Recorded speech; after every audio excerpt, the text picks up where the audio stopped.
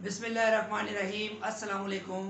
बेटा आज हम डिस्कस करेंगे मॉडर्न स्ट्रक्चर ऑफ बेंजीन का सेकंड मेथड। इससे पहले हमने डिस्कस किया था atomic orbital treatment of benzene.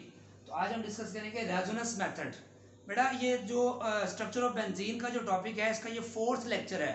पहले हमने डिस्कस किया था कि उसके स्ट्रेट चेन स्ट्रक्चर की पॉसिबिलिटी को हमने रूल्ड आउट किया था, फिर कैक्यूले के स्ट्रक्चर को हमने डिस्कस किया, और फिर जो जो एक्सपेरिमेंट उसको सपोर्ट करते हैं उसके साइक्लिक स्ट्रक्चर को हमने उसको डिस्कस किया। फिर एक्सरे एनालिसिस में हमने देखा कि तमाम कार्बन कार्बन जो बॉन्ड लेंथ है वो एक जैसी होती है, बॉन्ड एंगल 120 डिग्री होता है, और बेंजीन का जो स्ट्रक्चर होता है cyclic regular hexagonal planar structure होता है। उसके बाद फिर हमने molecular orbital treatment atomic orbital theory में देखा कि जो हर कार्बन जो बेंजीन में है वो sp2 हिब्रिडाइज्ड कार्बन है। जैसे कि आप यहाँ भी देख सकते हैं, each carbon in benzene is sp2 हिब्रिडाइज्ड। जब हर कार्बन बेंजीन में sp2 हिब्रिडाइज्ड है तो इसका मतलब ये हुआ कि उसके जो तीन sp2 हिब्रिडाइज्ड ऑर्बिटल हैं वो तीन सिग्मा बॉन्ड बनाएंगे, क्योंकि हिब्रिडाइज्ड ऑर्बिटल हमेशा सिग्मा बॉन्ड बनाता है। अब ये बात काफी दफा हम ये बात डिस्कस कर चुके हैं कि यहाँ पे ये जो कार्बन और इस कार्बन के दरमियान एक ये सिग्मा बॉन्ड है, ये sp2 हिब्रिडाइजेशन से की ओवरलैपिंग से बना है। इस तरह इस कार्बन के साथ जो बॉन्ड बना है ये भी सिग्मा बॉन्ड है, और ये भी किससे बना है, sp2 हिब्रिडाइज्ड ओवरलैपिंग ऑर्बिटल से।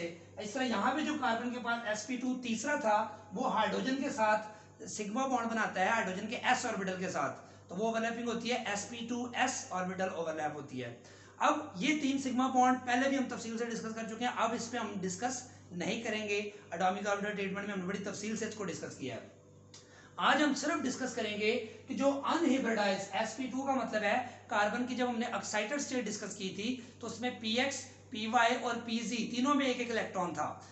जो दो px और py तो आपने देखा था कि sp2 हिब्रिडाइजेशन में शामिल हो जाते हैं, जबकि जो 2pz ऑर्बिटल है वो हिब्रिडाइजेशन में पार्टिसिपेट नहीं करता, उसको हम कहते हैं अनहिब्रिडाइज्ड ऑर्बिटल। मैंने यहाँ पे लिखा ही वही है, क्योंकि बेंजीन में आपको पता है हाई डिग्री ऑफ अनसैचुरेशन है, उसमें पाई बॉन्ड्स की एग्जिस्टेंस के हमारे पास जो एविडेंसेस मौजूद हैं। जैसे मैंने पढ़ा था कि बेंजीन में 3 मोल ऑफ हाइड्रोजन ऐड होते हैं, इसका मतलब उसमें 3 पाई बॉन्ड की पॉसिबिलिटी एग्जिस्ट करती है। उसमें 3 क्लोरीन के मॉलिक्यूल ऐड होते हैं, इसका मतलब यही है कि उसमें 3 पाई बॉन्ड्स की पॉसिबिलिटी एग्जिस्ट करती है।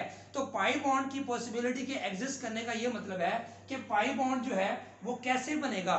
आपको पता है कार्बन कार्बन के दरमियान पाई बॉन्ड जो बनता है हमने डिस्कस किया था कि ये कार्बन है और ये कार्बन, अगर इसके पास कोई अनहिब्रिडाइज्ड ऑर्बिटल है तो आपको पता है ये पैरेलल ओवरलैपिंग करते हैं।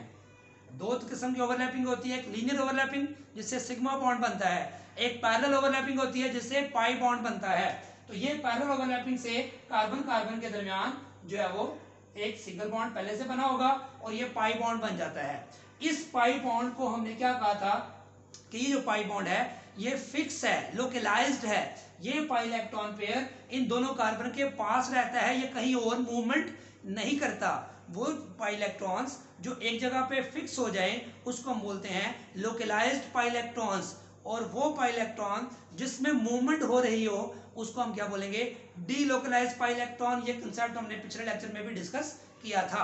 आज हम डिस्कस कर रहे हैं कि हमारे पास जो, उसमें भी हमने ये बात भी डिस्कस की थी, आपको याद होगा कि अनहिब्रिडाइज्ड ऑर्बिटल ये भी अनहिब्रिडाइज्ड ऑर्बिटल है। मैंने आपके सामने आप देखें तो बेंजीन का जो प्लेनर 6 मेंबर्ड रिंग कार्बन का है सिग्मा बॉन्ड फॉर्मेशन के साथ, उसको ड्रॉ किया है, आप देख सकते हैं। उसके बाद अनहिब्रिडाइज्ड ऑर्बिटल को मैंने रेड कलर से शो किया हुआ है। अब आपको बताना ये मकसद है कि इस कार्बन के ऊपर भी अनहिब्रिडाइज्ड ऑर्बिटल है, अनहिब्रिडाइज्ड सारे ऑर्बिटल मौजूद है। अब ये अनहिब्रिडाइज्ड ऑर्बिटल आपको बाहर ऐसा लग रहा है कि ये ऊपर है, ये नीचे है, ये ऊपर है, इससे ऊपर है, लेकिन एक्चुअली ऐसा मैंने बताया था आपको लास्ट टाइम भी, ऐसा नहीं है। ये एक ही प्लेन में है, क्योंकि प्लेनर है ना, कार्बन की ऐसी शीट है, उसके अगर ये कॉर्नर वाला कार्बन है तो ये कार्बन 1 है, इसका पी ऑर्बिटल ऐसे है, तो ये कार्बन 2 है, तो ये बेसिकली ये आपको ऐसे दिखाई दे रहा है ना स्ट्रक्चर की सीटिंग, बेसिकली ऐसे कर ले इसको, तो ये पी ऑर्बिटल है, ये पी ऑर्बिटल बेसिकली इधर है। इसी तरह जो ये इधर है पी ऑर्बिटल सेकंड वाला, इस तरह 6 वाला जो पी ऑर्बिटल है ये इधर है, यानी कि ये 1 कार्बन, यहाँ पे 2 वाला, यहाँ पे 6 वाला उसकी बिल्कुल प्लेन में है, 1 ये 6 और ये 2, इस तरह 2 के साथ बिल्कुल 3 है, इस तरह 6 के साथ बिल्कुल 5 है, इधर बिल्कुल 4 है, 3 के साथ बिल्कुल 4 है, तो ये एक प्लेन में है, इन 6 p ऑर्बिटल्स को ऐसे समझे जैसे 6 पिलर्स होते हैं किसी बिल्डिंग के। अगर 6 पिलर्स हैं तो वो 6 पिलर एक ही प्लेन में, एक ही डायरेक्शन में पैरेलल होते हैं एक दूसरे के। जब पिलर आप देखते हैं ना, एक पिलर किसी बिल्डिंग के नीचे ये है, एक दूसरा है, ये तीसरा है, ये चौथा है। इस बात को आप ऐसे भी समझ सकते हैं कि इस कार्बन के पास, ये 4 कार्बन है, इसके पास 4 अनहाइब्रिडाइज्ड ऑर्बिटल हैं, तो ये सारे एक प्लेन में है। आप ऐसे ही समझे कि ये भी 6 ऑर्बिटल एक ही प्लेन में है, लेकिन ये जो प्लेनर, जो साइक्लिक स्ट्रक्चर में आ जाते हैं, ये लीनियर स्ट्रक्चर में आते हैं। लेकिन बात दोनों में सेम क्या है कि p ऑर्बिटल एक ही प्लेन में है। और फिर पाई बॉन्ड किससे बनता है आपको पता है? p ऑर्बिटल की पैरेलल ओवरलैपिंग से, ये मैं आपको बता चुका हूं। अब हम सपोज करते हैं कि इस p ऑर्बिटल की ओवरलैपिंग इस p ऑर्बिटल से हो। इस कार्बन को आप देखें, इनको मैंने नंबरिंग की है 1 2 3 4 5। बेंजीन अगर सिंगल मॉलिक्यूल है, कोई सब्स्टिट्यूशन उस पर नहीं है, तो नंबरिंग करने की जरूरत नहीं होती, ना ही हम करते हैं। लेकिन सिर्फ यहाँ पे नंबरिंग करने का मकसद सिर्फ आपको समझाना है, ओवरलैपिंग का कंसेप्ट समझाना है कि ये p ऑर्बिटल 1 कार्बन वाला 2 कार्बन पर के साथ ओवरलैपिंग अगर करता है। फर्ज करें बेटा, अगर ये p ऑर्बिटल और ये अगर हम पहले सपोज करते हैं कि अगर ये p ऑर्बिटल 1 वाला इसके साथ इस तरह ओवरलैपिंग करता है, तो ये पाई बॉन्ड 1 2 ओवरलैपिंग से बनेगा। इस पाई बॉन्ड को ये मैंने ग्रीन कलर से शो कर दिया। अच्छा, दूसरा पाई बॉन्ड हम कहते हैं 3 4, यानी कि ये 2 वाला इधर मिल गया, तो ये पॉसिबिलिटी है कि जब ये इससे मिले तो एक पाई बॉन्ड बेटा ये वाला बन गया 3 4 ओवरलैपिंग से। तीसरी पॉसिबिलिटी, तीसरा जो है, फिर ये इससे मिल जाए, तो आपके सामने देखें ये वाला स्ट्रक्चर 3 डबल बॉन्ड्स के साथ बन जाएगा। नजर आ रहा है आपको? ये 1 2 ओवरलैपिंग से पाई बॉन्ड यहां बना, 3 4 से यहां बना, और 5 6 से यहां बना। अब ये एक कैक्यूले का स्ट्रक्चर जो है वो डेवलप हो चुका है, जिसमें 3 डबल बॉन्ड्स हैं, अल्टरनेट 3 सिंगल बॉन्ड्स के, जहां डबल बॉन्ड किस पोजीशन पे है? 1 2 3 4 और 5 6। ये सपोज कर रहे हैं हम आपको समझाने के लिए। एक्चुअली कोई कार्बन की पोजीशन होती नहीं है, लेकिन हम सपोज कर रहे हैं इसको जो है वो।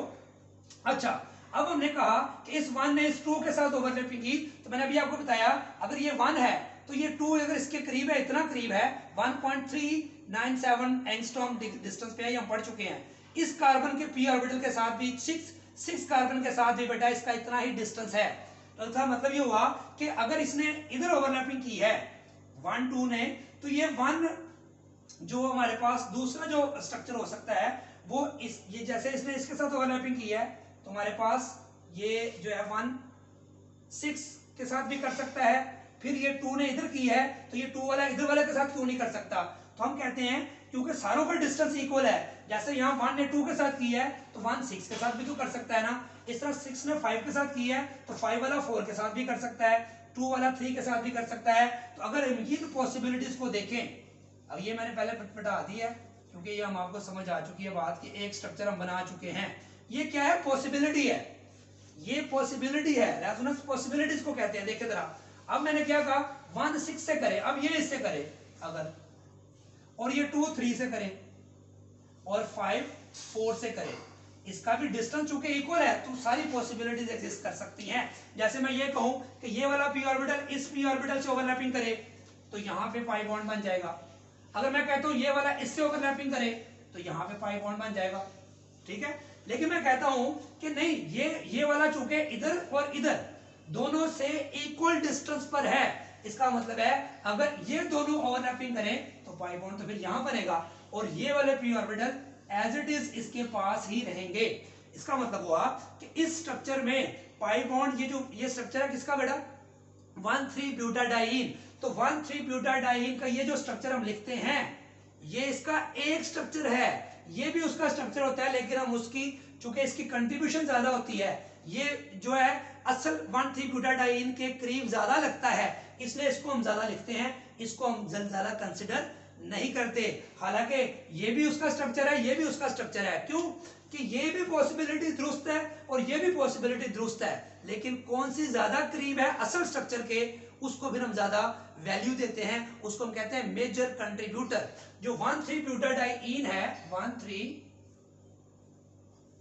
ब्यूटाडाइन जो स्ट्रक्चर है, वो इन दोनों का हाइब्रिड स्ट्रक्चर होता है। ये बात याद रखें कि पाई बॉन्ड यहां भी हो सकता है, पाई बॉन्ड यहां भी हो सकता है, पाई बॉन्ड यहां भी हो सकता है, लेकिन चूंकि ये मेजर कंट्रीब्यूटर होता है, इसकी रिजेंबलेंस, इसकी ये जो है 1,3-ब्यूटाडाइन के जितने भी एक्सपेरिमेंटल जो एविडेंसेस होते हैं उनको ये स्ट्रक्चर ज्यादा करीब से सपोर्ट करता है, उसके ऊपर यानी समझ ले ओबे करता है, इसलिए इसको हम ज्यादा लिखते हैं, इसको हम नहीं लिखते। हालांकि ये भी पॉसिबिलिटी दुरुस्त है, ये भी पॉसिबिलिटी दुरुस्त है। अब यहाँ पे देखें कि दोबारा फिर स्ट्रक्चर पे आए कि ये दूसरी पॉसिबिलिटी हमने ड्रॉ कर दी, तो उसके मुताबिक पाई बॉन्ड देखें 1 और 6 से करेगा तो ये पाई बॉन्ड बना, 2 और 3 से करेगा तो यहाँ पाई बॉन्ड बना, और 4 और 5 से करेगा तो यहाँ पाई बॉन्ड बन गया। अब बताएं कि अगर ये पी ऑर्बिटल एक ही होता, जैसे इथीन में था, एक पी ऑर्बिटल ये है, एक पी ऑर्बिटल ये है, तो इसके साथ एक और पॉसिबिलिटी है ही नहीं, कोई तो पॉसिबिलिटी कैसे ड्रॉ करेंगे? ये मैंने पहले भी आपको मिसाल दी थी कि अगर ये कोई छत है किसी मकान की, एक चोर भागता भागता है छत पे चढ़ गया है और पुलिस उसको पकड़ने के लिए आती है, तो जब पुलिस पकड़ने के लिए आएगी तो वो छत पे चढ़ेगी और पुलिस को चोर को पकड़ लेगी। क्यों पकड़ लेगी? क्योंकि चोर वहां छत पे जाके बैठ गया है, क्योंकि वो छत एक ही थी, उसके करीब कोई और छत नहीं थी कि वो फलांग के दूसरी छत पे चला जाता, तीसरी पे चला जाता, तो चोर आसानी से पकड़ा जाएगा। ऐसे मिसाल के मैंने कहा था ये लोकलाइज्ड इलेक्ट्रॉन होते हैं, जैसे कि इथीन में आपको मैंने ये बात समझाई है। लेकिन अगर ये 6 छतें इस तरह जुड़ी होती, फिर इस तरह एक जुड़ी होती, फिर एक ऐसे होती, फिर एक ऐसे होती, फिर एक ऐसे होती, इस तरह की 6 छतें होती, 6 घर आपस में जुड़े होते, तो चोर जब यहां चढ़ता तो क्या बताएं मुझे कि जब पुलिस पकड़ने आएगी वो यहां ना जाता? यकीनन जाएगा। फिर वो यहां नहीं जाएगा, यहां नहीं जाएगा, तो वो इस तरह क्या करेगा? चक्कर लगाता रहेगा। ये मैंने आपको समझाया था। इसी तरह बेंजीन के जो कार्बन 6 कार्बन है उसके अंदर पाई इलेक्ट्रॉन इसी तरह चक्कर लगाते हैं, जैसे एक चोर छत पे चढ़ जाए और अगर 6 घर साथ साथ मिले हुए हों तो वो चोर पुलिस के चक्कर लगवाता रहेगा, आसानी से पकड़ा नहीं जाएगा। इसी तरह बेंजीन में भी पाई इलेक्ट्रॉन जो होते हैं वो इतनी फास्ट चक्कर लगाते हैं, जैसे मैंने पंखे की मिसाल दी थी कि पंखा भी जब चल रहा हो तो उसके तीनों परों में से एक पर को उतारना मुश्किल है, वो स्टेबल हो जाएगा। इसको कहते हैं डीलोकलाइजेशन। एक पर इधर है, फिर इधर है, फिर इधर है, पर अपनी जगह इतनी तेजी से चेंज कर रहा है कि वो स्टेबल हो जाता है। तो यहाँ पे क्या है कि यहाँ पे जो है वो एक जगह पे फिक्स नहीं था। सेम इसी तरह ये जिस अब आप कहें कि ये इक्वल पॉसिबिलिटी है कि वो यहाँ चला जाए, यहाँ चला जाए, सेम इसी तरह यहाँ पे एक पॉसिबिलिटी है इधर ओवरलैपिंग करे, एक पॉसिबिलिटी है इधर ओवरलैपिंग करे। ये दोनों पॉसिबिलिटीज किसने ड्रॉ की थी? कैक्यूले ने। अब एक और साइंटिस्ट था डेवर, उसने कहा कि अगर सारे पॉसिबिलिटीज आप ड्रॉ कर रहे हैं, देखिए असल बेंजीन का स्ट्रक्चर नहीं हमें पता। ये जो स्ट्रक्चर मैंने ड्रॉ किया कैक्यूले के, ये सारे दोनों स्ट्रक्चर क्या हैं? प्रपोज स्ट्रक्चर हैं, हाइपोथेटिकल हैं। अगर हम देखें तो ये तकरीबन 39% के करीब असल बेंजीन को कंट्रीब्यूट करता है, और ये भी 39% के करीब असल बेंजीन को कंट्रीब्यूट करता है। तो ये दोनों की मिलाएं तो तकरीबन ये 78% जो है असल बेंजीन जो भी है ना, असल बेंजीन का स्ट्रक्चर तो नहीं पता हमें, असल बेंजीन के अंदर 78% इन दोनों की कंट्रीब्यूशन मौजूद है। बाकी जो 22% है वो अगले 3 स्ट्रक्चर उसकी हम बात करते हैं। डेवर ने कहा क्या ऐसा नहीं हो सकता कि ये 2 और 3 ओवरलैपिंग करें और ये 1 जो है इस 4 से ओवरलैपिंग करें? 1 4 देखें, ये 1 और 4 देखें, पहले तो ये बात थी ना एडजेसेंट कार्बन एटम्स थे, तो यहाँ ओवरलैपिंग की हमने कहा था पॉसिबिलिटी है, इधर भी है, इसकी इसके साथ है, इसकी इसके साथ है, इसकी इसके साथ। लेकिन ये पॉसिबिलिटी आप देखें, आपका दिमाग, आपका जहन भी आप अपना जो है इस्तेमाल करेंगे तो आप कहेंगे ये पॉसिबिलिटी बड़ी अजीब सी है कि 1 और 4 की कॉम्बिनेशन से बॉन्ड बने, और 2 3 वाली तो ठीक है, और 5 6 वाली भी ठीक है पॉसिबिलिटी, ये ओवरलैपिंग करे, पैरेलल ओवरलैपिंग, तो एक पाई बॉन्ड ये बन गया, 5 6 की ओवरलैपिंग से पाई बॉन्ड एक ये बन गया, और 1 4 की ओवरलैपिंग से इन 2 कार्बन के दरमियान एक और बॉन्ड बन गया। तो ये पॉसिबिलिटी डेवर ने बताई थी, लेकिन इसमें ये 2 बॉन्ड तो की पॉसिबिलिटी तो इसके मुताबिक ही है, लेकिन ये जो 1 4 वाली पॉसिबिलिटी है ये एनर्जेटिकली, थर्मोडायनेमिकली फेवरेबल नहीं है, इसलिए ये स्ट्रक्चर इन दोनों स्ट्रक्चर्स की निस्बत बहुत ज्यादा अनस्टेबल है, अनफेवरेबल है, नॉन एग्जिस्टेंस है। इसको अगर मैं सिंपल अगर जो है बात कहूं कि ये स्ट्रक्चर जो है ये उसने एक ऐसी बात कह तो दी है लेकिन उसकी बात में कोई वजन नहीं है, क्योंकि यहाँ पे इसके जो है 1 और 4 के बॉन्ड के बनने के कोई इम्कानात नहीं है। लेकिन उसने एक प्रपोजल दे दिया, चूंकि असल स्ट्रक्चर का नहीं पता इसलिए इस प्रपोजल को हम रिजेक्ट नहीं कर सकते। फिर दूसरा उसने क्या पॉसिबिलिटी बताई, 1 4 वाली मैंने बता चुका हूं आपको। फिर उसने कहा, ये मैं दोबारा से इसी के स्ट्रक्चर पे सारा कुछ समझा रहा हूं आपको। अब फिर अगला स्ट्रक्चर देखें, उसने कहा 1 और 6 ओवरलैपिंग करें, ठीक हो गया, ये तो पुरानी है, कैक्यूल ने भी ये कहा तो हो सकती है। और 2 5 यानी कि ये वाला इसके साथ ओवरलैपिंग करें, 2 और 5। फिर वही बात, जैसे 1 4 था उसकी भी मैंने कहा था वो बॉन्ड एनर्जेटिकली थर्मोडायनेमिकली फेवरेबल नहीं है, और 2 और 5 का ये तो फेवरेबल है। 3 4 देखिए 3 4 फेवरेबल है, ये भी 1 6 भी फेवरेबल है। ये 2 5 फिर वही आगे जैसे 1 4 था, इसको इस कार्बन के हिसाब से ये पोजीशन क्या कहलाती है, पैरा पोजीशन। कोई भी कार्बन बेंजीन का ले लें आप, उसके ऑपोजिट कोई भी पोजीशन होगी वो पैरा पोजीशन कहलाएगी। इसकी पैरा ये बनती है, इसकी पैरा ये बनती है, इसकी पैरा ये बनती है। इसलिए 2 5 वाला और 1 5 4 वाले बॉन्ड्स को हम कहते हैं पैरा बॉन्ड्स। क्या बोलते हैं, पैरा बॉन्ड्स। और ये स्ट्रक्चर को क्या बना देते हैं, अनस्टेबल बना देते हैं। क्या बना देते हैं, अनस्टेबल, अनफेवरेबल कह सकते हैं। सेम इस तरह इसकी पॉसिबिलिटी एक और देखें, ये देखो 2 5 का बॉन्ड यहाँ पे शो किया हुआ है। अब फिर इस पॉसिबिलिटी को हम रिमूव कर देते हैं कि एक और पॉसिबिलिटी हो सकती है, वो क्या है देखते हैं। देखिए लास्ट पॉसिबिलिटी 1 2 से करें, ये तो हमें पता कर सकता है क्योंकि एडजेसेंट है। 3 6 से करें, अब ये करें 3 से 6, ये भी पैरा बॉन्ड बनेगा। और 4 5 से करें, तो 4 5 से करें, ये पॉसिबिलिटी भी फेवरेबल है, ये पॉसिबिलिटी भी फेवरेबल है। कैलकुलेटर में भी हमने ये की थी क्योंकि साथ साथ है। लेकिन 6 वाला इस 3 वाले के साथ कोई बॉन्ड बनाए, ये थर्मोडायनामिकली फेवरेबल नहीं है। तो ये 3 6 वाला बॉन्ड, इधर 2 5 वाला बॉन्ड, इधर 1 4 वाला बॉन्ड्स, इन बॉन्ड्स को हम कहते हैं थर्मोडायनामिकली अनफेवरेबल है, एनर्जेटिकली अनफेवरेबल है, पैरा बॉन्ड्स है। इस वजह से ये तीनों स्ट्रक्चर बेंजीन में लेस कंट्रीब्यूट करते हैं। इसलिए ये तकरीबन हर स्ट्रक्चर 7% या 7.3% के करीब कंट्रीब्यूट करता है। 7.3%, 7.3%, 7.3% के करीब। तो ये जो है आपके सामने जो तकरीबन इन तीनों की ओवरऑल कंट्रीब्यूशन निकालें तो ऑलमोस्ट ये, अगर ये 78% है तो समझ लें 21, ये 78.9 के करीब होता है। तो 21% या 22% के करीब ये बेंजीन असल में कंट्रीब्यूट करते हैं, और ये सिर्फ कितना कंट्रीब्यूट करता है, 78। तो अब देखें कि हमने जो बेंजीन का स्ट्रक्चर पढ़े हैं, तो ये जो पॉसिबिलिटी बनाई है हमने कि ये 1 2 3 4 5 6, ये एक पॉसिबिलिटी है कि पाई बॉन्ड इस तरह बन जाए। फिर हमने कहा कि पॉसिबिलिटी दूसरी ये है, तीसरी ये है, चौथी ये है, पांचवी ये है। तो ये जो हम पॉसिबिलिटीज ड्रॉ कर रहे हैं, जो पॉसिबिलिटीज ड्रॉ कर रहे हैं, इन पॉसिबिलिटीज को हम कहते हैं रेजोनेंस। क्या कहते हैं बेटा, resonance. Possibility of different pairing schemes of valence electrons, valence electron के ऑर्बिटल्स की डिफरेंट पेयरिंग स्कीम, ओवरलैपिंग के डिफरेंट चांसेस। इसको ऐसे समझ लें, मिसाल दूं आपको, हेड और टेल की मिसाल ले लें, कॉइन ले लें, तो आपसे पूछा जाएगा ऊपर फेंकेंगे तो हेड आएगा या टेल, तो आप कह सकते हैं 100% हेड आएगा, नहीं कह सकते। आप कह सकते हैं 100% टेल आएगा, नहीं कह सकते। अगर दोनों तरफ हेड है या दोनों तरफ टेल है, फिर तो आप श्योर कह सकते हैं 100% हेड आएगा, 100% टेल आएगा।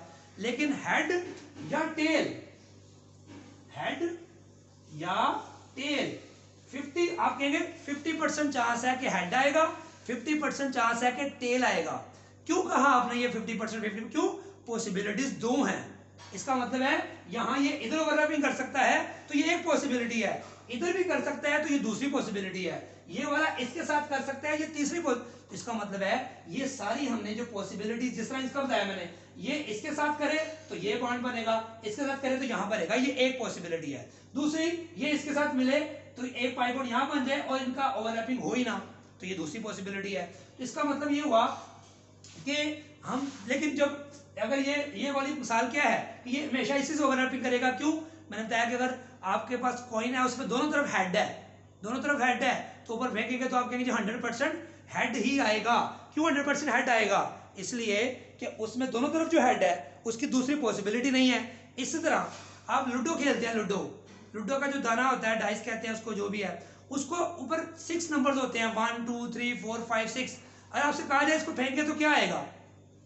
आप कह सकते हैं 100% 6 आएगा? नहीं कह सकते। आप कहेंगे 1/6% उसकी प्रोबेबिलिटी है कि 6 आएगा, 1/5 उसकी प्रोबेबिलिटी है कि 5 आएगा। यानी कि जितनी उसकी पॉसिबिलिटीज हैं, जैसे इस तरह कमेटी आप डाल दें, आप कमेटी डालते हैं, आपका नंबर 10 लोगों की कमेटी है, तो आप जब निकालेंगे नंबर तो आप श्योर नहीं कह सकते कि फलां बंदे का निकलेगा, क्योंकि पॉसिबिलिटी है, हर बंदे की निकलने की पॉसिबिलिटी है जब तक कमेटी निकल नहीं जाती।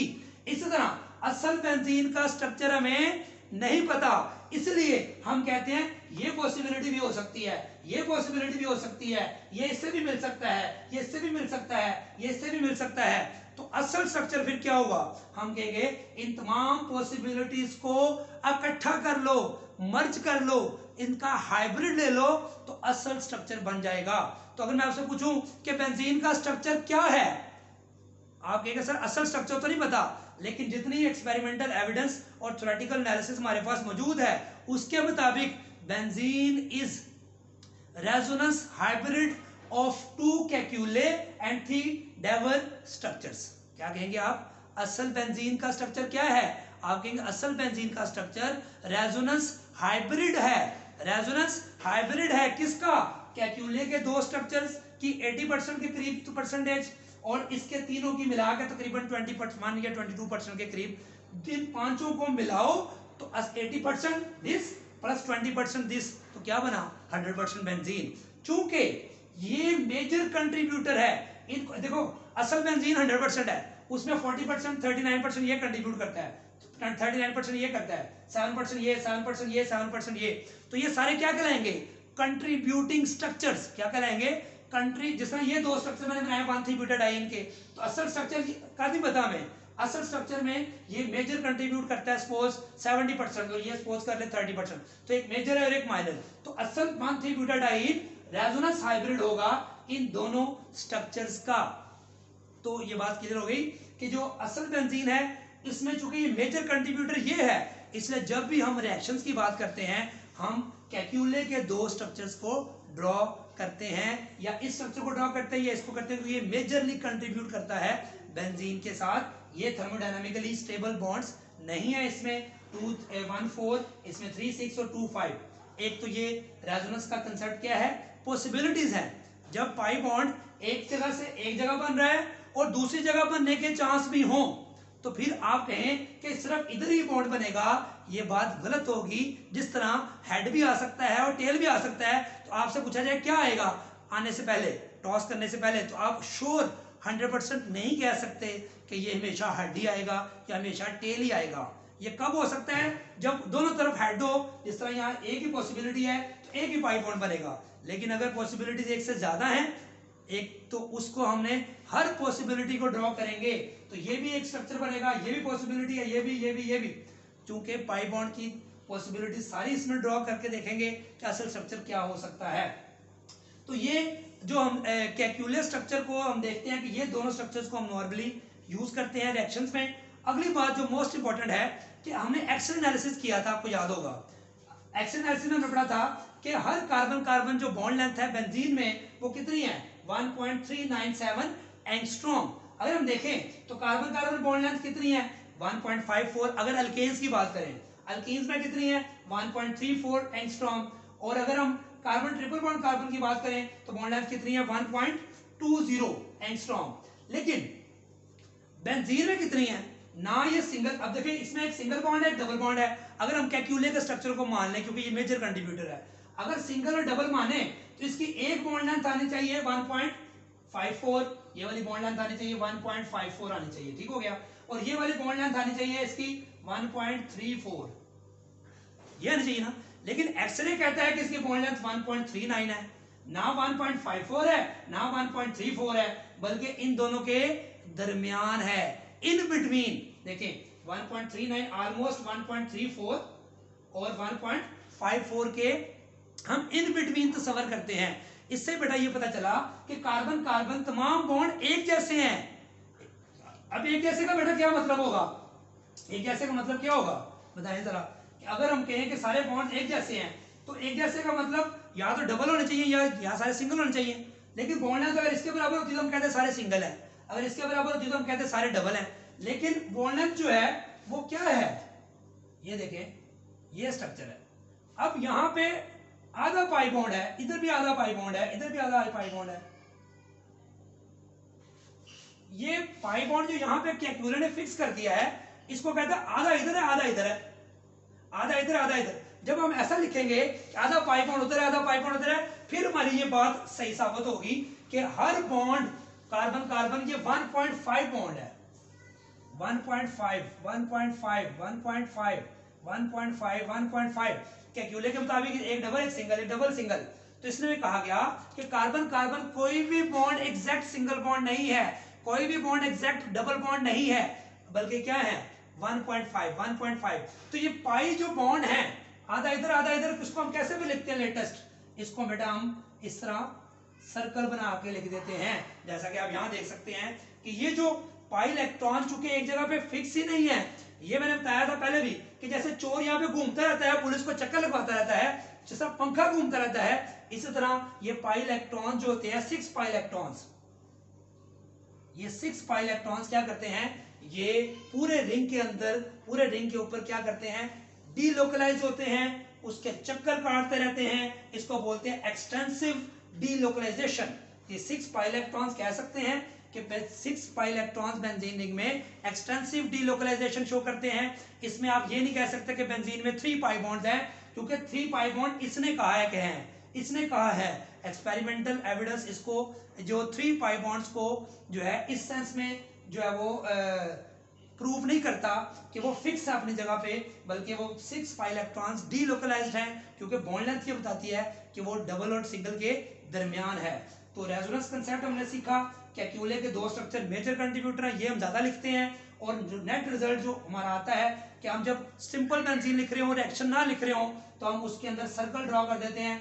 क्यों करते हैं, ये मैंने आपको कंसेप्ट बताया कि हर कार्बन कार्बन बॉन्ड 1.5 बॉन्ड है, वो सिंगल के बराबर भी नहीं है एग्जैक्ट, और ना वो डबल के बराबर है। ये आपने बात याद रखनी है। अब बेटा ये जितना टॉपिक था बुक में मैंने उतना करवा दिया, लेकिन ये रेजोनेंस का जो कंसेप्ट है ये आगे यूज होना है, उसके लिए थोड़ा सा जो बच्चे समझते हैं कि आगे वाला उन्होंने नहीं समझा, वो यहाँ तक लेक्चर कंप्लीट हो गया हमारा। लेकिन रेजोनेंस सिर्फ बेंजीन में हमने पढ़ी है, लेकिन आगे जाके हम यूज करेंगे उसके स्ट्रक्चर मजीद कैसे हम बना सकते हैं। तो आपने याद रखना है, एक तो ये मैं बता चुका हूँ कि ये भी बॉन्ड बन सकता है, ये भी मैंने इसकी मिसाल उसके साथ रिलेट करके बता दी। अब आपके सामने एक स्ट्रक्चर मैंने लिखा हुआ है बेटा, ये है एसीटेट। क्या है, acetate, CH3 C double bond O। इसको आप इस तरह लिख सकते हैं, आपको पता है वैसे लिखते हैं, CH3 C double bond O negative, इसको हम बोलते हैं एसीटेट। क्या बोलते हैं, एसीटेट स्ट्रक्चर इसको बोलते हैं, आपको पता ही है, एसिटिक एसिड से ये नेगेटिव आयन बनता है। अब यहाँ पे रेजोनेंस शो क्यों की इसने, क्योंकि इसमें कंडीशन होती है रेजोनेंस की, double bond single bond double bond, single bond double bond, यानी कि वो स्पीशी, चाहे वो नेगेटिव चार्ज हो, चाहे वो पॉजिटिव चार्ज हो, चाहे बेंजीन हो, कोई भी स्पीशी, सिर्फ बेंजीन रेजोनेंस नहीं शो करती, 1,3-ब्यूटाडाइन में भी रेजोनेंस है, जिस में क्या क्या शर्त हो, pi bond sigma bond pi bond हो, जैसे कि यहाँ पे है pi bond sigma bond pi bond, alternate pi bond sigma bond pi bond, जहां जहां ये शर्त फुलफिल होगी, अगर 3 कार्बन भी है सपोज, एक ये है एक ये है एक ये है, तो इसमें भी रेजोनेंस हो सकती है। अगर पाई बॉन्ड सिग्मा बॉन्ड तो साथ क्या हो, पी ऑर्बिटल, यहाँ पे अगर फर्ज करो पी ऑर्बिटल है, ये इस पे यह पॉजिटिव चार्ज पहले इस कार्बन पे है, तो pi bond sigma bond pi bond हो alternate, pi bond sigma bond p orbital हो, pi bond sigma bond positive या नेगेटिव चार्ज हो, pi bond sigma bond lone pair हो। ये सिर्फ आपने जेल में रखनी है, इसको बस कंसेप्ट के लिए सिर्फ इसको अप्लाई करके देखते हैं। ये एसीटेट मैंने लिखा CH3 C double bond O-, देख सकते हैं एसीटेट। अब इस एसीटेट में ये कार्बन आपको पता है sp2 हाइब्रिडाइज्ड है, ठीक हो गया।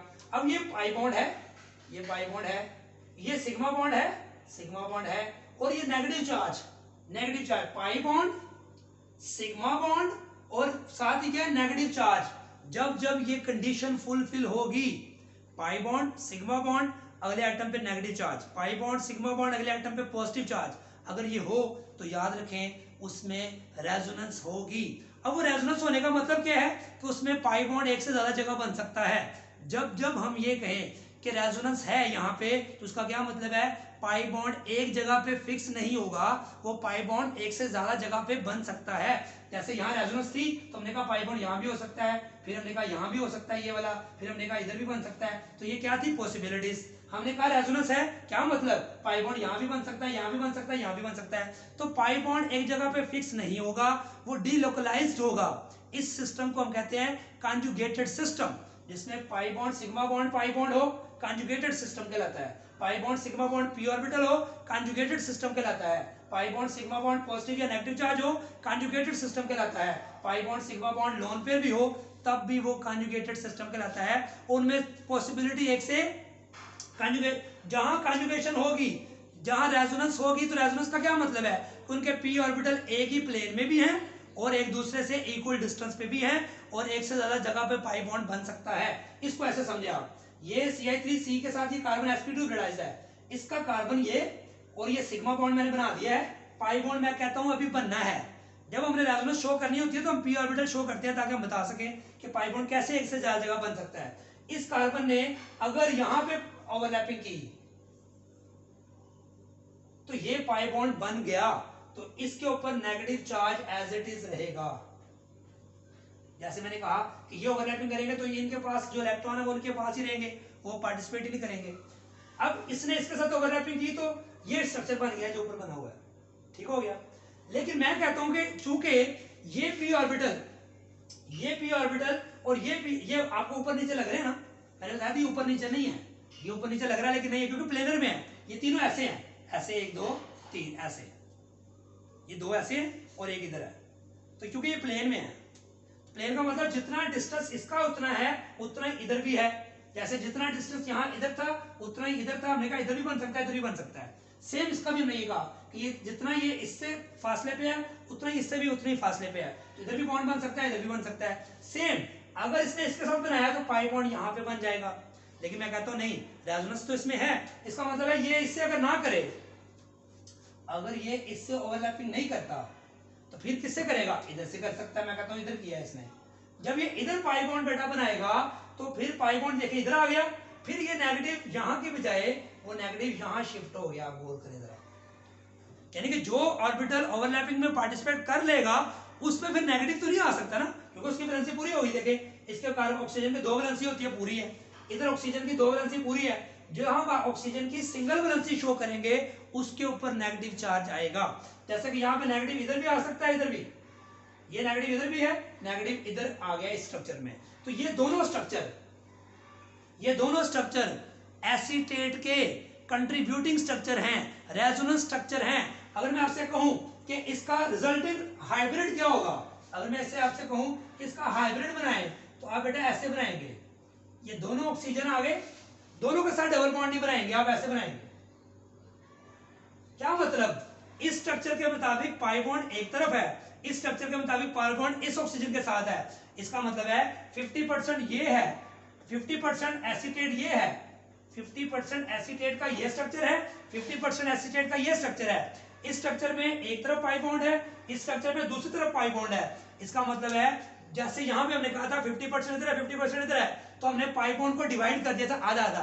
तो असल स्ट्रक्चर ये होगा जिसमें पार्शियल नेगेटिव इसके ऊपर भी आएगा और पार्शियल नेगेटिव इसके ऊपर भी आएगा। लेकिन जब आप एक स्ट्रक्चर ड्रॉ करेंगे तो डबल बॉन्ड एक पे लगाएंगे, दूसरे पे फुल नेगेटिव, इधर भी डबल बॉन्ड एक पे लगाया, दूसरे पे फुल नेगेटिव। लेकिन जब उस पॉसिबिलिटी को इकट्ठा करेंगे तो ये स्ट्रक्चर बनेगा। जैसे ये अलग स्ट्रक्चर बनाते हैं आप, तो इसका पाई बॉन्ड इधर ही शो करते हैं, इधर ही शो करते हैं, इसका फिर इधर शो करते हैं। लेकिन एक्चुअली हमने कहा था ये ऐसे होता है, सर्कल में इलेक्ट्रॉन मूव कर रहे होते हैं। सेम इसी तरह एसीटेट का ये एक्चुअल स्ट्रक्चर हो सकता है, लेकिन ये उसका रेजोनेंस स्ट्रक्चर है। ये भी क्या है, रेजोनेंस स्ट्रक्चर। तो रेजोनेंस स्ट्रक्चर जो भी हम ड्रॉ करते हैं ये पॉसिबिलिटीज होती हैं, असल स्ट्रक्चर नहीं होता। असल स्ट्रक्चर में ये कंट्रीब्यूट करते हैं, ये 50% करता है और ये भी 50% करता है। इसका मतलब असल स्ट्रक्चर जो होगा उसमें यहाँ भी पार्शियल नेगेटिव, यहाँ भी पार्शियल नेगेटिव। अगर उसका कोई एक स्ट्रक्चर स्टडी करें तो वो ये होगा। सेम इसी तरह असल स्ट्रक्चर बेंजीन का ऐसे होता होगा, लेकिन जब हम रिएक्शन स्टडी करते हैं तो हम पाई बॉन्ड एक जगह पे फिक्स करके 3 पाई बॉन्ड शो करते हैं, लेकिन एक्चुअल बेंजीन में हम ये कह नहीं सकते कि उसके अंदर 3 पाई बॉन्ड है, क्योंकि 3 पाई बॉन्ड बनते हैं इन दोनों स्ट्रक्चर की एवरेज के मुताबिक, लेकिन डायवर की जो 20% है अगर उसको भी शामिल कर लें तो इसकी परसेंटेज जो है जो पाई बॉन्ड की वो कम हो जाती है। इसलिए हम कहते हैं कि ये स्ट्रक्चर एक्चुअल है लेकिन लिखते हम ये हैं, इस एक्चुअल स्ट्रक्चर इसका ये है लेकिन लिखते हम एसीटेट को ऐसे हैं। तो acetate ion is resonance stabilised, acetate ion is resonance stabilised, क्योंकि रेजोनेंस की कंडीशन क्या है, pi bond sigma bond negative charge हो तब भी रेजोनेंस हो सकती है, pi bond sigma bond p orbital हो तब भी रेजोनेंस हो सकती है। तो ये स्ट्रक्चर आपने बेटा याद रखने हैं, ये मोस्ट इंपॉर्टेंट कंसेप्ट है जो आगे यूज होना है। अब आगे इसी चैप्टर में आगे जाके हमने एक और स्ट्रक्चर यूज करना है, ये है फिनोल। ये क्या बेटा, फिनोल। आप देख सकते हैं कि ये बेंजीन में हमने पढ़ा है 3 पाई बॉन्ड यहाँ मौजूद हैं फिनोल में। अब यहाँ पे ये लोन पेयर है जो ऑक्सीजन के पास है, तो इसको भी बेटा ऐसे समझे आप कि ये जो 6 कार्बन के जो एटम है इसके अंदर ये जो 6 पी ऑर्बिटल है ये एक प्लेन में है, तो ये जो बाहर ऑक्सीजन का जो लोन पेयर है वो भी लोन पेयर है, वो जिस पी ऑर्बिटल में है वो भी क्या है, वो भी इसी कार्बन के साथ एक ही प्लेन में है। अगर मैं इसका स्ट्रक्चर ड्रॉ करूं, ये एक कार्बन का प्लेन, ये दूसरा, ये तीसरा, ये चौथा, ये पांचवा और ये छठा, ये समझ मैंने 6 दोबारा ये वाले बना दिए हैं। अब ये जो बेंजीन का रिंग है जो हम बनाते हैं, जो मैंने कई दफा बनाया हुआ है, अब ये OH इधर लगा हुआ है, समझ लीजिए ये OH है, इसका जो पी ऑर्बिटल है, ये जो पी ऑर्बिटल मैंने बड़ा थोड़ा बना दिया है, ये भी जितना ये इधर ओवरलैपिंग कर सकता है, इधर कर सकता है, उतना ये इधर भी कर सकता है। तो ये भी पॉसिबिलिटी जब आ गई तो हम उस पॉसिबिलिटी को भी ड्रॉ करेंगे। तो इस पॉसिबिलिटी को ड्रॉ करने के लिए हम क्या करते हैं फिर कि ये पी ऑर्बिटल, यहाँ जो पी ऑर्बिटल है इसके साथ अगर ओवरलैपिंग करे तो पाई बॉन्ड यहाँ भी बन सकता है, क्योंकि ये रेजोनेंस की कंडीशन को फुलफिल कर रहा है। कैसे, पाई bond sigma bond lone pair, पाई bond sigma bond lone pair. तो लोन पेयर को आप समझे नेगेटिव चार्ज जैसे होता था वैसे ही करेंगे। लेकिन अब हम स्ट्रक्चर कैसे बनाएंगे, जब भी इसका मैं आपसे कहूं रेजोनेंस स्ट्रक्चर ड्रॉ करें, तो जैसे ये जो लोन पेयर है ये नेगेटिव, ये यहाँ पे पाई बॉन्ड बन के यहाँ शिफ्ट हो जाएगा। जब ये लोन पेयर बेटा इधर शिफ्ट होगा, ये पाई बॉन्ड के इस कार्बन के 5 बॉन्ड हो जाएंगे जो कि नहीं हो सकते। इस पाई बॉन्ड को फिर आप यहाँ पे नेगेटिव चार्ज शिफ्ट कर देंगे। देखें, आप देख सकते हैं कि मैंने क्या किया, ये लोन पेयर, ये एक बार याद करेंगे आपको हमेशा याद रहेगा, ये लोन पेयर यहाँ शिफ्ट करना है तो कार्बन ऑक्सीजन के दरमियान क्या बन जाएगा, डबल बॉन्ड बन जाएगा। डबल बॉन्ड बना तो इस कार्बन के देखें 1 2 3 4, ठीक है, और इधर अगर ये बॉन्ड इधर लगा रहता, इधर ये बॉन्ड मैं लिखा ना हूं तो ये 5 बॉन्ड हो जाएंगे जो कि मुमकिन नहीं है। जब मुमकिन नहीं है तो मैं क्या किया, इस पाई बॉन्ड को मैंने ऊपर शिफ्ट कर दिया। ये जो नेगेटिव चार्ज आपको नजर आ रहा है, ये पाई बॉन्ड अपनी जगह पर एज इट इज मौजूद हैं। तो रेजोनेंस फिनोल का स्ट्रक्चर कैसे ड्रॉ करेंगे, ये लोन पे इधर शिफ्ट करना है, ऑक्सीजन कार्बन के दरमियान डबल बॉन्ड, और ये बॉन्ड आगे शिफ्ट कर देना, नेगेटिव चार्ज बन जाएगा। फिर ये नेगेटिव चार्ज क्या करेगा, अब फिर पाई bond sigma bond negative charge, पाई bond sigma bond negative charge, फिर रेजोनेंस की कंडीशन है तो ये पाई बॉन्ड फिर इधर शिफ्ट होगा, बल्कि ऐसा नहीं होगा, ये नेगेटिव चार्ज जैसे ऊपर से इधर की तरफ शिफ्ट कर रहे हैं हम, क्या होगा बताएं, ये नेगेटिव चार्ज बेटा इधर शिफ्ट हो जाएगा, फिर पाई बॉन्ड बन जाएगा, फिर इस कार्बन के 5 बॉन्ड हो जाएंगे, इस पाई बॉन्ड को फिर हम नेगेटिव चार्ज बना देंगे, इधर नेगेटिव चार्ज आ जाएगा, और ये बॉन्ड अंदर शिफ्ट हुआ, ये बॉन्ड पहले का पहले अपनी जगह पे मौजूद है, और यहाँ पे ये डबल बॉन्ड, ये पॉजिटिव इसके ऊपर क्यों आया कौन बताएगा, क्योंकि ऑक्सीजन जब भी अपना लोन पेयर डोनेट करेगा तो उसके 3 बॉन्ड हो जाएंगे, और ऑक्सीजन के जब भी 3 बॉन्ड होते हैं उस पर पॉजिटिव चार्ज आता है, तो ये पॉजिटिव एज इट इज साथ चलता जाएगा। फिर ये नेगेटिव आ गया बेटा, ये नेगेटिव फिर पाई बॉन्ड बन जाएगा, और ये पाई बॉन्ड फिर नेगेटिव चार्ज बन जाएगा, तो यहाँ पे नेगेटिव चार्ज आ जाएगा, ये पाई बॉन्ड इधर शिफ्ट हुआ, ये पाई बॉन्ड पहले का था, तो ये डबल बॉन्ड ऊपर चूंकि साथ वैसे ही आ रहा है, ये आप ऐसे ही ड्रॉ कर सकते हैं। तो ये स्ट्रक्चर जो हमने ड्रॉ किए सारे क्या है, रेजोनेंस स्ट्रक्चर्स ऑफ फिनोल। कैसे स्ट्रक्चर है बेटा, रेजोनेंस स्ट्रक्चर्स ऑफ फिनोल। आगे जाके कंपाउंड आएगा उसका नाम है फिनोक्साइड आयन। फिनोल का जब H चला जाता है, फिनोल का जब H चला जाता है तो इसको कहते हैं फिनोक्साइड आयन। फिनोल का जब हाइड्रोजन चला जाए तो क्या करेगा, फिनोक्साइड। अब ये भी नेगेटिव है तो pi bond sigma bond negative, ये इधर शिफ्ट होगा और ये इधर आ जाएगा, तो क्या बनेगा, दाएं। ये पाई बॉन्ड पहले अपनी जगह पे फिक्स कर दें, तो यहाँ पे नेगेटिव आ गया, ये डबल बॉन्ड ऑक्सीजन हो गया। अब ये ऑक्सीजन डबल बॉन्ड कार्बन जब आया तो इस ऑक्सीजन पे पॉजिटिव नहीं लगाया हमने, क्यों नहीं लगाया? यहाँ इसलिए लगाया था कि उसके 3 बॉन्ड हो गए थे, यहाँ उसके 2 पूरे, इसलिए पॉजिटिव नहीं आएगा। फिर अगला स्ट्रक्चर सेम बनेगा, ये नेगेटिव चार्ज बॉन्ड बनेगा, ये बॉन्ड आगे नेगेटिव चार्ज बन जाएगा। तो क्या बनेगा देखें, ये नेगेटिव इधर आ गया, ये पाई बॉन्ड दोनों ये ऊपर ऐसे ही आ गया। अगला स्टेप है क्या होगा, पहले स्ट्रक्चर का ना ये मेन स्ट्रक्चर बना लिया करें। अब ये नेगेटिव फिर इधर आएगा और ये पाई बॉन्ड फिर ऊपर शिफ्ट हो जाएगा, तो ये स्ट्रक्चर बनेगा। तो इन तमाम स्ट्रक्चर के दरमियान इस तरह एरो लगाते हैं, क्योंकि ये एक दूसरे के कंट्रीब्यूटिंग स्ट्रक्चर है। असल फिनोल हम ये लिखते हैं, लेकिन असल फिनोल इन सब का रेजोनेंस हाइब्रिड होता है, याद रखें। फिन ऑक्साइड हम ऐसे लिखते हैं, लेकिन असल फिन ऑक्साइड इन तमाम स्ट्रक्चर्स का हाइब्रिड होता है। जब जरूरत पड़ती है हम उन स्ट्रक्चर्स को हम इस तरह ओपन करके रिप्रेजेंट करते हैं, अदरवाइज हम रिप्रेजेंट नहीं करेंगे। तो ये रेजोनेंस किस तरह है, आपको मैंने बताया कि पाई बॉन्ड यहाँ पे देखें, यहाँ पे है, यहाँ पे पाई बॉन्ड यहाँ आ गया, यहाँ नहीं है, पाई बॉन्ड यहाँ चला गया, फिर पाई बॉन्ड इधर और इधर नहीं था, अब इधर आ गया और इधर गायब हो गया। तो ये पाई बॉन्ड की क्या चेंज हो रही है, पोजीशन चेंज हो, कभी इधर कभी इधर कभी इधर। तो पाई बॉन्ड की एक से ज्यादा लोकेशंस पॉसिबल हो, एक से ज्यादा पॉसिबिलिटीज हो, उसी चीज को हम कहते हैं रेजोनेंस। उसके लिए शराइत है, वो शराइत क्या है, pi bond sigma bond pi bond हो, pi bond sigma bond alternate p orbital हो, pi bond sigma bond alternate positive negative charge हो, pi bond sigma bond alternate lone pair हो। तो ये फिनोल के स्ट्रक्चर मैंने इसलिए आपको बनाने सिखाए हैं कि आगे हमने जब इस चैप्टर का आखिरी टॉपिक पढ़ेंगे वहां हमें जरूरत पड़ेगी। तो एफएससी में लोग नॉर्मली कराते नहीं है ये पोर्शन, बेटा आपने नहीं करना तो आप बेशक ना करें, ये पोर्शन करना जरूरी है, ये पेपर के क्वेश्चन के मुताबिक है। ये सारे कंसेप्ट्स थे जो मैंने आपको तफसील से समझा दिए हैं, ये एंटी टेस्ट में और जो है जो अच्छे बच्चे हैं उनके लिए जरूरी भी है करना है, कि उनको पता चले कि रेजोनेंस का मतलब क्या है, पॉसिबिलिटी है। कहीं भी ये कंडीशंस फुलफिल हो रही होगी तो हम कहेंगे वहां पे रेजोनेंस एग्जिस्ट करती है। तो जहां भी double bond single bond alternate हो तो वहां समझ लें कि रेजोनेंस हो रही होगी। इस तरह बहुत से स्ट्रक्चर्स होते हैं जिसमें हम रेजोनेंस की जो है स्ट्रक्चर्स ड्रॉ कर सकते हैं। फॉर एग्जांपल एक मॉलिक्यूल में और आपको करके बता देता हूं कि नाइट्रेट आयन है हमारे पास, ये बेटा नाइट्रेट आयन है,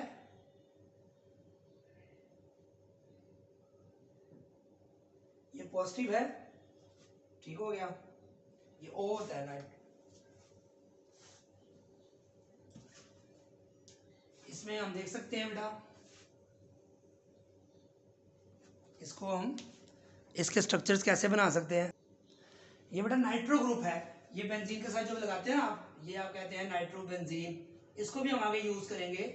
नाइट्रो बेंजीन में देखें ये पॉजिटिव है, ये डबल बॉन्ड, जैसे एसीटेट में कहा था double bond single bond negative charge, double bond single bond negative charge. यहाँ नाइट्रोजन में पॉजिटिव क्यों आया है, क्योंकि नाइट्रोजन के 4 बॉन्ड है, 1 2 3 4, नाइट्रोजन की वैलेंसी 3 होती है, जब वो चौथा बॉन्ड बनाया तो उसमें पॉजिटिव चार्ज आता है, ये याद रखनी है आपने बात। अब आगे देखें कि ये डबल बॉन्ड सिंगल, अब ये क्या करेंगे, ये नेगेटिव चार्ज यहाँ शिफ्ट करेंगे और ये यहाँ पे शिफ्ट करेंगे, तो ये स्ट्रक्चर बनेगा नाइट्रोजन।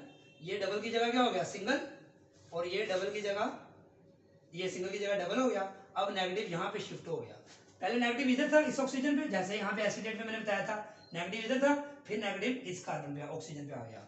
अगर ये दोनों एक दूसरे के कंट्रीब्यूटिंग स्ट्रक्चर है, इसका जो हाइब्रिड फिर कैसे बनाएंगे, मैंने बताया था आपको N पॉजिटिव, यहाँ पे सिंगल बॉन्ड, यहाँ पे सिंगल बॉन्ड, आधा पाई बॉन्ड इधर, आधा पाई बॉन्ड इधर, पार्शियल नेगेटिव इधर, पार्शियल नेगेटिव इधर। This is the actual structure, जो कि इन दोनों का क्या होगा, हाइब्रिड होगा, 50% ये 50% ये। तो इसका मतलब ये हुआ कि ऑक्सीजन पे पार्शियल नेगेटिव इधर भी होगा, पार्शियल नेगेटिव इधर भी होगा। लेकिन जब भी हम स्ट्रक्चर ड्रॉ करते हैं तो हम इसमें से या ये ड्रॉ करते हैं या ये ड्रॉ करते हैं।